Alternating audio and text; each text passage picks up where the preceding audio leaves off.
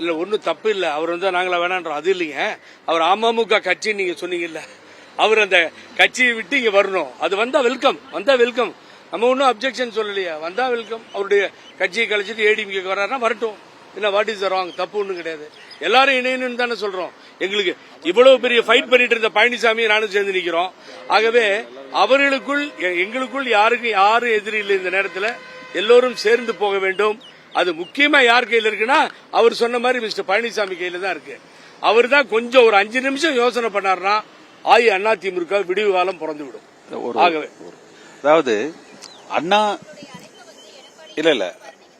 இல்ல அதாவது இப்ப அதிமுக வேற எந்த கட்சியிலையும் இல்லாம இன்னும் நான் அதிமுக தான் போராடிட்டு இருக்கிறவங்க மட்டும் இல்ல, பல மனம் ஆச்சரியங்களால் திமுக போய் சேர்ந்தவங்க, வெவ்வேறு கட்சிகள்ல போய் சேர்ந்தவங்க.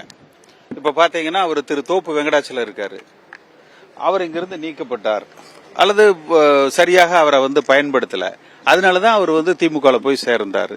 அதே மாதிரி செந்தில் பாலாஜியே அதிமுக இணைவதற்காக வந்தார், சேர்த்துக் கொள்ளப்படாததுனால அவர் வேற கட்சியில போய் வந்து சேர்ந்தார். அப்ப அம்மா மறைகிற பொழுது அதிமுகவில் உறுப்பினர்களாக இருந்தவர்கள், புரட்சி தலைவர் எம்ஜிஆர் மறைகிற பொழுது அதிமுகவில் உறுப்பினர்களாக இருந்தவர்கள், அவங்களுக்கெல்லாம் பாத்தீங்கன்னா இன்னைக்கு 70 வயசை தாண்டி இருப்பாங்க. அவர்களது கனவு ஆசை கூட தங்களது இறுதி காலத்தில் அவர்களை அடையாளம் காட்டிய அதிமுக உறுப்பினர்களாக இருக்க வேண்டும் என்பதுதான் தொண்டர்கள் விரும்புறாங்க, அவர்களும் விரும்புறாங்க. அதனால இது வந்து நாங்க ஒரு குறுகிய வட்டத்துக்குள்ள அடைப்பதற்கு விரும்பல. எம்ஜிஆர் காலத்துல இந்த இயக்கம் வலுப்பெற, அம்மா காலத்துல இந்த இயக்கம் வலுப்பெற உழைத்த அனைவரும் இன்றைக்கு கால சூழ்நிலையில் வெவ்வேறு கட்சிகளில் அங்கம் வகித்தாலும் கூட அவர்களும் இந்த இயக்கத்தோடு இணைந்து, இப்ப திருநாவுக்கரசர் இருக்காரு, அவர் காங்கிரஸ்ல இருக்காரு, அது மாதிரி பல பேர் அனைவரும் வந்து இணைய வேண்டும் என்பதுதான் தொண்டர்களது விருப்பமாக இருக்கு.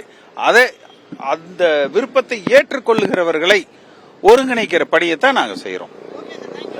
அதாவது என்னன்னு கேட்டீங்கன்னா, ஒரு விஷயம் சொல்லிடுறேன். நீங்க அவர் சொன்னதுதான் உண்மை. நீங்க யாரோ கேட்டீங்க எடப்பாடி ஒத்துக்குவாரான்னு சொல்லி. எங்கள் இருவருக்கும் ஜெயசிடி அண்ணன் எல்லாத்துக்குமே நம்பிக்கை இருக்கு. நிச்சயமாக எடப்பாடி பழனிசாமி யாரும் இல்லை, பழைய நண்பர், நல்லவர், வல்லவர், எல்லாம் கரெக்டு தான். நிச்சயமா ஒத்துக்குவார். ஏன்னா கட்சியை காப்பாற்றி ஆகணும். ஒத்துக்குவார். நாட்டு மக்கள் பார்த்துக்கிட்டு இருக்காங்க.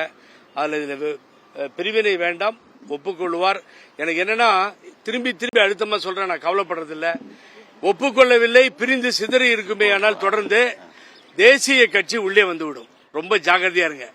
அதுக்காக தான் சொல்லிட்டு இருக்கோம். திராவிட ஐடியாலஜி கொண்ட திராவிட கட்சிகள் தான் தொடர்ந்து தமிழகத்தை ஆள வேண்டும் என்ற ஒரே கொள்கையோடு நின்று கொண்டு இதை சொல்லிக் கொண்டிருக்கிறோம். இதை சாதாரணமா நினைக்க வேண்டாம், சீரியஸா எடுத்துக்கோங்க. இதில் வெற்றி அடைவோம். நன்றி, வணக்கம்.